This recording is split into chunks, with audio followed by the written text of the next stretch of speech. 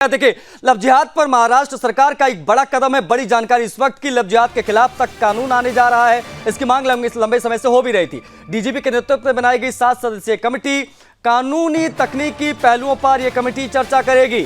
धर्मांतरण लव जिहाद रोकने को लेकर यह बड़ा फैसला है। महाराष्ट्र की देवेंद्र फडणवीस सरकार ने लव जिहाद और जबरन धर्मांतरण के खिलाफ सख्त कानून बनाने की तैयारी कर ली है। फडणवीस सरकार ने महाराष्ट्र डीजीपी रश्मि शुक्ला के नेतृत्व में 7 सदस्यों की कमेटी बनाई है। यह कमेटी लव जिहाद और जबरन धर्मांतरण को लेकर तमाम कानूनी और तकनीकी पहलुओं पर चर्चा करेगी और विस्तृत रिपोर्ट बनाएगी और सरकार को सौंपेगी। सरकार का यह कदम लव जिहाद और धर्मांतरण विरोधी कानून की दिशा में एक महत्वपूर्ण कदम माना जा रहा है। लव जिहाद और धोखाधड़ी या जबरन धर्मांतरण को रोकने के लिए भारत के कुछ राज्यों में कानून भी तैयार किए गए हैं। इसलिए महाराष्ट्र की मौजूदा स्थिति को देखते हुए, लव जिहाद के बढ़ते मामलों को देखते हुए, धोखाधड़ी या धर्मांतरण की बढ़ती शिकायतों के समाधान के लिए फडणवीस सरकार का यह कदम उचित माना जा रहा है और बेहद महत्वपूर्ण माना जा रहा है। मुस्लिम युवक गैर मुस्लिम युवतियों को प्यार के जाल में फंसाकर जिस प्रकार से धर्म परिवर्तन करा रहे थे, उस पर अब यहां पर सख्ती बरती गई है।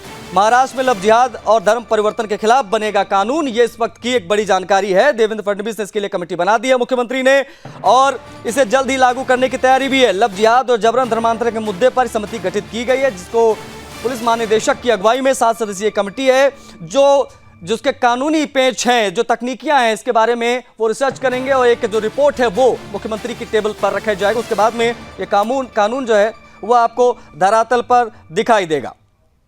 हमारे साथ 2 मेहमान कनेक्ट हो रहे हैं। हमारे साथ डॉक्टर एच.एस. रावत जी हैं, हिंदू धर्मगुरु। उनसे हम बातचीत करेंगे और समझने की कोशिश करेंगे कि आखिर इसकी कितनी आवश्यकता थी और महाराष्ट्र में मामले दरअसल एक पंक्ति में सिलसिलेवार निकलकर सामने आ रहे थे, जिसके बारे में खुद मुख्यमंत्री ने भी बोला है कई जगहों पर।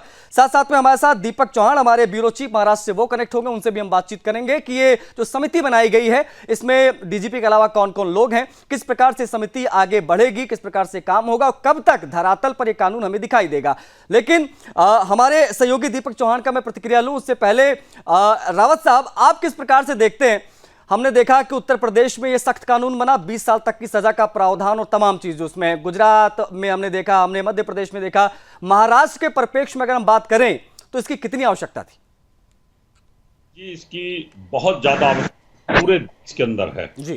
खाली महाराष्ट्र, उत्तर प्रदेश या गुजरात में ही नहीं, पूरे देश में इसमें एक नेशनल कानून बनाने की आवश्यकता है। जिस प्रकार से बाहरी ताकतें, इस्लामिक ताकतें हैं, जो सनातन धर्म को कमजोर करने की कोशिश कर रही हैं, अब उनको पता है कि हम तलवार के दम पर हम किसी भी प्रकार से ये जिहाद नहीं कर सकते, तो उन्होंने इसके भिन्न भिन्न सहारे लिए हैं, जिसमें भूमि का जिहाद है, लव जिहाद है, आतंकवाद का जिहाद है, यानी फाइनेंस का जिहाद है। तो ये बहुत सारे जिहाद उन्होंने अपनाए हैं।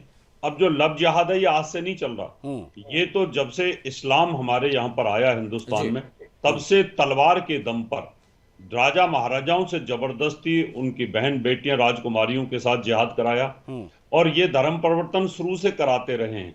अब जब वो खत्म हो गया तलवार के दम पर, तो आशीष जी, अब ये फिल्म इंडस्ट्री वालों ने जिहाद शुरू किया, क्योंकि जो बड़े बड़े फिल्म स्टार होते हैं वो जिहाद करते हैं। उनकी मानसिकता से जो प्रभावित होते हैं, जो उनको आइडल मानते हैं, वो जो नीचे तबके के जो लोग हैं, जो कम पढ़े लिखे, जिहादी किस्म की मानसिकता होती है, वो भी फिर उसी रूप को अपनाने की कोशिश करते हैं। फिर वो भी छलावा करने की कोशिश करते हैं, तिलक लगा करके, कलावा बांध करके, रुद्राक्ष की माला डाल करके जो हिंदू लड़कियां उनको बहलाते हैं, फुसलाते हैं, और फिर इसके रेट रखे हुए इन्होंने कि भाई अगर सिख लड़की है तो उसका जिहाद का इतना पैसा, हिंदू है तो इतना पैसा, जैन है तो इतना पैसा, SC ST है तो इतना पैसा। तो ये जो इनका स्लीपर सेल है वो एक बहुत अच्छे तरीके से, प्लानिंग तरीके से इस काम में लगा हुआ है, और इस पे हथौड़ा मारने की जरूरत है और कानून का हथौड़ा लगना चाहिए। अगर समझे एच.एस. रावत साहब, तो ये एक पूरी जो है, आप कह सकते हैं पूरी गैंग है जो इस प्रकार का काम करती है।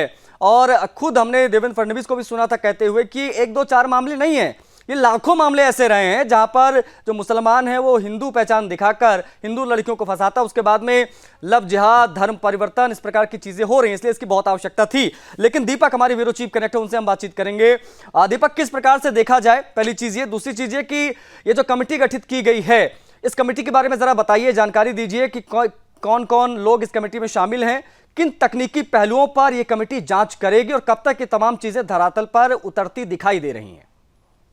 बिल्कुल विकास, जिस तरीके से महाराष्ट्र सरकार ने एक बहुत ही बड़ा अच्छा निर्णय लिया है, जैसे कि महाराष्ट्र में लगातार लव जिहाद हो या धर्मांतरण हो, इसके जो मामले जो है वो लगातार बढ़ रहे हैं। इन मामलों को लेकर जो है महाराष्ट्र सरकार ने बहुत ही बड़े कदम उठाने के लिए शुरुआत कर चुके हैं। महाराष्ट्र सरकार द्वारा एक कमेटी का गठन किया गया है। इस कमेटी द्वारा जो है, इस कमेटी में जो है कम से कम 7 सदस्य जो है उनकी नियुक्ति की गई है। और इस कमेटी के माध्यम से जो है राज्य में अभी तक कितने लव जिहाद के मामले जो है वो बड़े हैं और धर्मांतरण के मामले कितने बड़े हैं, इसको लेकर जो है लगातार जो है वो अभी मॉनिटरिंग की जाएगी, इसका पूरा जायजा लिया जाएगा। उसके बाद जो है इसके ऊपर जो है कठोर कार्रवाई और कानून लाने की जो तैयारी जो है ये महाराष्ट्र सरकार द्वारा की जा रही है। लेकिन कहीं ना कहीं देखिए विकास, महाराष्ट्र में लगातार सुदर्शन न्यूज प्रमुखता से ये मुद्दे उठाते आ रहे हैं। लगातार जो चाहे कल्याण हो, भिवंडी हो, डोंबिवली हो,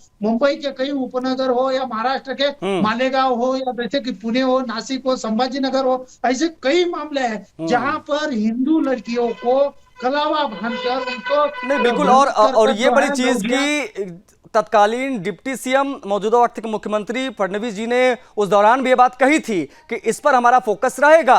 और एच.एस. रावत जी, जिस प्रकार से देवेंद्र फडणवीस जी ने इसको इनिशिएट लिया, इस मामले को आगे बढ़ाया यहां से, इसको किस प्रकार से देखें, क्योंकि इन चीजों को बहुत करीब से देख रहे थे, अध्ययन कर रहे थे। उन्होंने पहले भी ये चीज कही थी कि इसकी आवश्यकता है, क्योंकि लाखों की संख्या में ऐसे मामले। एक चीज ये, दूसरी चीज ये कितने सख्त कानून की आवश्यकता है, क्योंकि हम देखते हैं कि कई राज्यों में कानून ऑलरेडी है, लेकिन मामले जो है वो आते रहते हैं सामने, पुलिस अपना काम करती है। लेकिन महाराष्ट्र में ऐसी क्या चीजें अलग होनी चाहिए जो बाकी राज्यों में नहीं हो पाए?